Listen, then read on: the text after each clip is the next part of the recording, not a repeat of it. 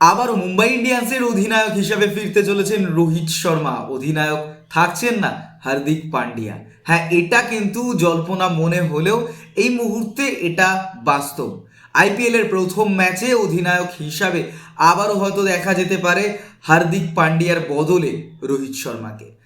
IPL শুরু কিন্তু 22শে March, যেখানে ম্যাচ রয়েছে RCB versus KKR, Kolkata night Riders বনাম রয়্যাল চ্যালেঞ্জার বেঙ্গালোর। পরবর্তী ম্যাচটাই কিন্তু M A Chidambaram stadium 23শে March অনুষ্ঠিত হতে চলেছে চেন্নাই ভার্সেস মুম্বাই। এবং এই ম্যাচটায় হার্দিক পান্ডিয়া অধিনায়ক থাকছেন না।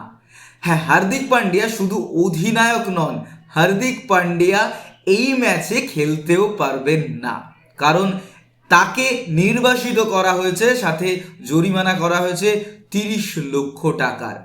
কারণটা কোথাও এই মুহূর্তে স্পোর্টস ইন্ডাস্ট্রিতে সব থেকে বড় জায়েন্ট সঞ্জীব গোয়েঙ্কার কারণে।